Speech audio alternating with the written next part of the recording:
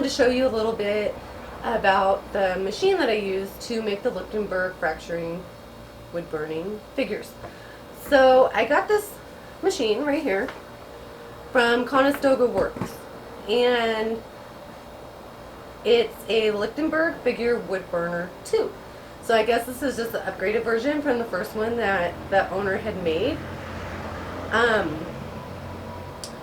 The wood burning kit came with the wood burner, these high voltage gloves, and it came with a pamphlet. And in the pamphlet it tells a little bit about what it is and how it was discovered, which was through two-dimensional dust figures that formed in the air and had settled on a resin project. And it was discovered by Christopher Lichtenburg, who I think he was alive from 1742 through 1799. So this is the machine. It has a little paddle that you step on. It's like a it's like a sewing machine paddle, pretty much. And you step on that. You never want to be stepping on that while it's plugged in. And these are out and not attached to a piece of wood. Like, that's just, it wouldn't be good. These are the prods. These sit on the wood. Say for instance, this is the wood I'm burning. You would put them down on the wood like this. This right here is the electrolyte solution that you use for it. Is 2 quarts water mixed with 2 tablespoons of baking soda. And it can be stored indefinitely in a jar. And of course the paintbrush. You can get a paintbrush anywhere, 99-cent store, Dollar Tree, Walmart, Home Depot, Lowe's, wherever paintbrushes can be found. And then in the pamphlet he says to have your piece on a rubber mat and to stay on rubber if possible. I don't believe it said that in there, but I think that's a pretty good thing to do. So I got these rubber mats from Walmart in like the doormat section for, I think it was $2.88 a piece. So when I have a piece that I'm working on,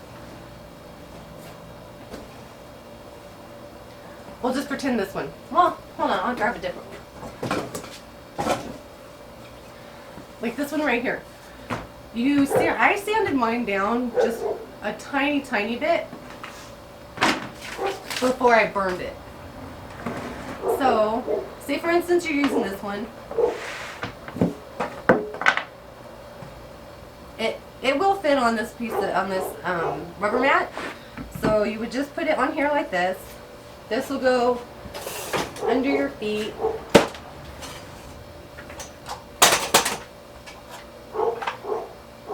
And the mat will go under your feet. I'm not going to actually burn right now because I'm wearing steel-toed boots and I don't think that's the best idea. So what you would do is you would plug it in and then you would brush the electrolyte solution on top of the wood, and then take the little prods out, place them where you want them on the wood. I tend to put them towards like the end somewhere so that it can move, the electricity can move and branch and meet each other in the middle. You can put it anywhere. You can start from here to here, here to here, here to here. It also said in the pamphlet that you can use one at a time. I haven't done that yet. I always use both of them, but when you're using one at a time, you leave the other prod inside of its compartment on the machine. And let me tell you, this is, I would say it's pretty daggone dangerous because there's 10,000 plus volts of electricity running through the machine and your piece. So you never want to touch your piece or your workspace because you don't want to electrocute yourself and stop your heart and just drop dead right there. That would be a bad day. So I always, when I'm burning, I always have somebody out with me to make sure that I'm okay, because you never know. There could be, and I always check my wires first. there could be, say there was a little cut in my wire that I didn't catch and it got wet when I was using the electrolyte solution. I don't know what that's going to do, and if it electrocutes me, I'm going to sit here electrocuted. Maybe my heart will be stopped, maybe I'll be dead, but there's a chance of someone resuscitating me, put it that way. It's always safer to have someone with you so they can call 911, and I always have a phone out with me too. Mine's off to the side over there in case something happens. So always have someone with you when you are burning. If you can't, make sure you have your mats, make sure you're wearing your gloves, make sure you're not wearing steel-toed boots or anything like that. Make sure you have rubber-soled boots or shoes, or make sure you have on shoes that have rubber soles. Put it that way. Not steel-toed. That's not good. So, on the machine itself, it has, as you can see, right here, instructions. It says, do not use the machine until you understand all of the instructions to burn the wood.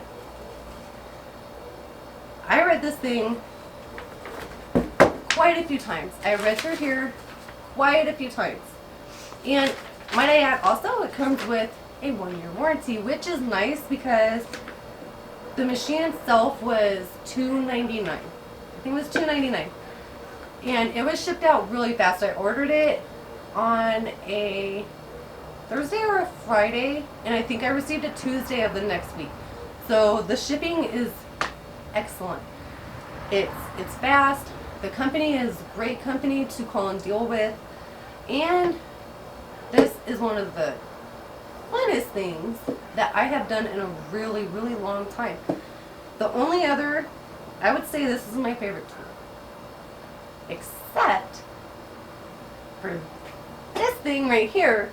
This is my favorite tool. This is my second favorite tool because it's really fun. And also when you use it, so I don't forget this, when you use it, make sure that you're in a well ventilated area because this thing smokes and smokes. And if you've watched my other video on when I actually used it, the second time I burned, because the first time I burned, it was a piece of wood about this long. I found it in my backyard. I was so excited to use it. And I was so excited to use it. I didn't care what wood I used. I just used a piece of wood from the yard. And the wood was not a really nice piece of wood. It was cracked, it's weather rotted, blah blah blah blah blah. So I burned it, and I think I burned it. I don't think I burned it in my garage. I may have. I don't know. I don't remember. Anyway, on my second video that I had made, no, my first video I had made, second time I burned, my eyes were watering so bad. I had to stop burning and wipe my eyes. So make sure you're in a well-ventilated area. I did a little bit of burning earlier today. I had a fan blowing, and that helped a lot. So make sure you have air circulating so that you don't sit there and choke on the smoke, because that's not a good time either. So I think there's nothing else I really need to tell you about.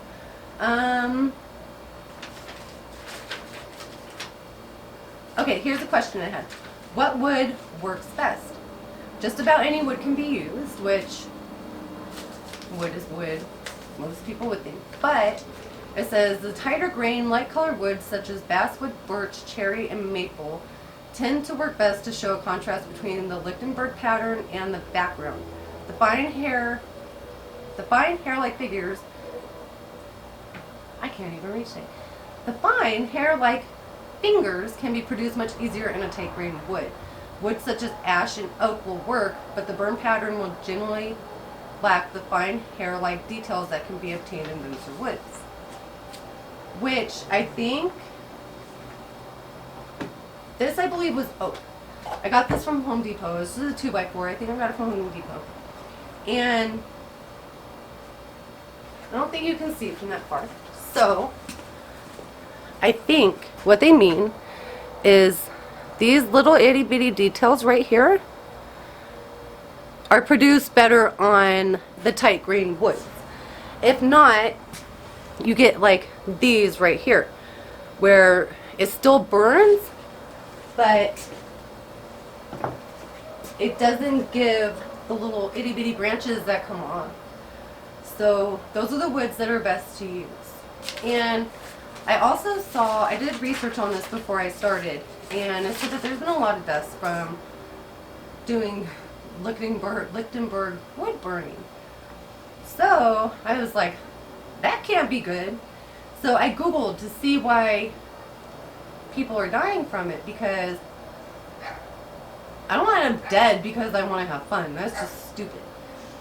The reason that people are passing away from burning wood is because they're making their own Lichtenburg burner, and they're using transformers out of old microwaves. So, don't be a dum-dum. Please excuse those idiot dogs. Shut up!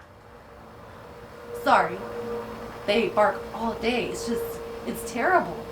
They bark all day. See? They don't even listen. But anyway, what was I saying? Don't be a dum-dum and build your own. If you're going to do it, if you want to do something like this, if you can't afford it, which I couldn't really afford it, save. And then buy an actual machine from someone who knows what they're doing. Midnight! Good grief! From someone who knows what they're doing. And, like, for instance, that one's stuck, so I'll use that one. For instance, this is super insulated. He insulated with wood. He put this little disc right here. You're not supposed to touch below the disc, so that's another safety feature. If you didn't have that, you might not notice that you're grabbing it closer to the tip, the metal tip. So get it from someone who knows what they're doing and who built it so that it has safety features built in. It's like the paddle.